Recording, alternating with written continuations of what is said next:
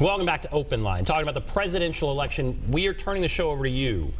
MTSU political science professor John Weil is here, dean and professor of political science, and a bunch of calls. Let's just go back to the phones. Let's go to Martin. Hello, Martin. What do you think of this presidential election? Martin, are you there? All right, I'm going to go to Wayne.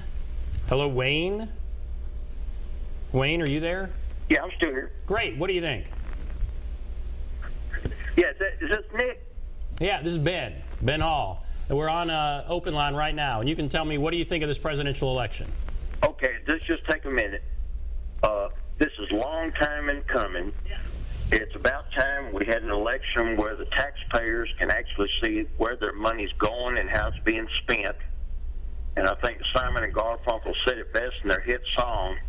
You can laugh about it, talk about it, but when it comes time for you to choose, no matter who you pick, you lose. Taxpayers need to look at this closer and say, how many more elections do we have to go through before we decide we need a leader?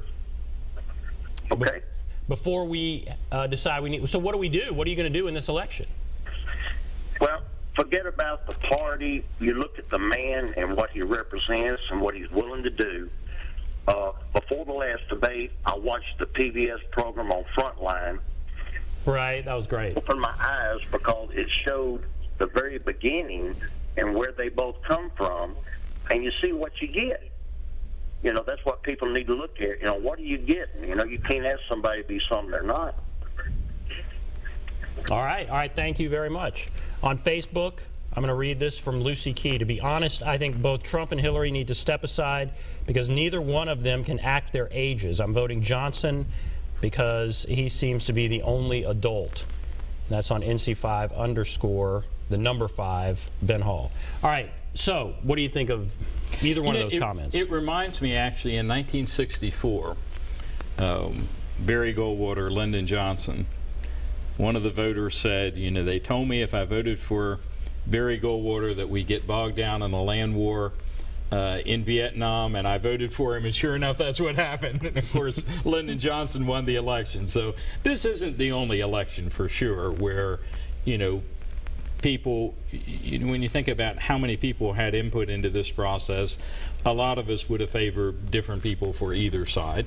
I think there's a greater feeling of that probably this year than most, but it's not completely unique either.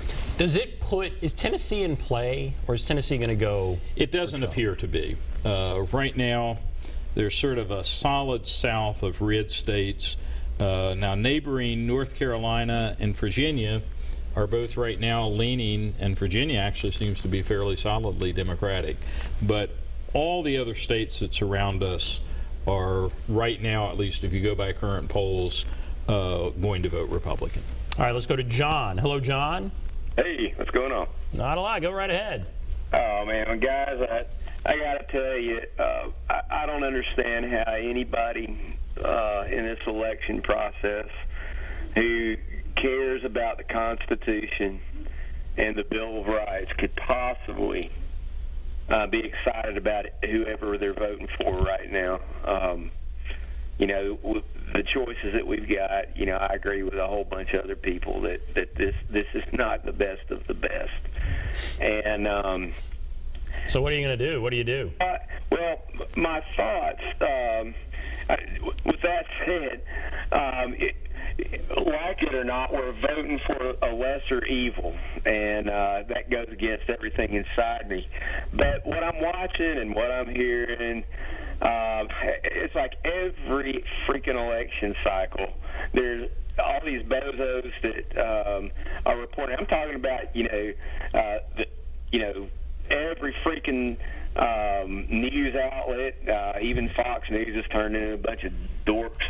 But what's happened is you got everybody that's in the tank for a Marxist who's masquerading as a daggone Democrat, you know, and they've overtaken the freaking media. It's so obvious, it's painful to watch, you know, and it's like, I don't like Trump, okay?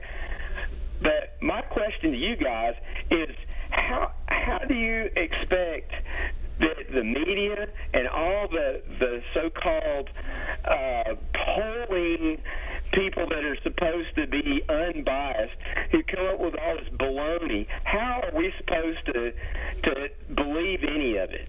And also, there's a fellow that kind of digs a little bit further beneath the surface and looks at all the other variables, like the voter intensity on both. Right. And all this kind of stuff. And it looks very different than what all the polling and all the reporting on all the news outlets are. So what are y'all's thoughts on that kind of fun stuff? All right, unpack that. What do you think? Could these polls be wrong? Is the media biased? There's a lot there. What do you think of what he's asking in his comments there? Polls, of course, always have some degree of error. I think what's perplexing, particularly to Trump people, is if you look simply at the rallies, you would think that there is going to be a landslide in his favor. If you look at the scientific polls, they show a widening gap in which Clinton is a hit. Now, in Tennessee, of course, Trump still has seems to have a fairly sizable lead. So when I talk to friends and neighbors, I could very well just, how in the world would Trump not win, under those circumstances? I think one of the most disturbing things about this election is the way that Russian involvement, if that's what it is, added to what I think are largely false accusations, chiefly by Trump, of electoral impropriety.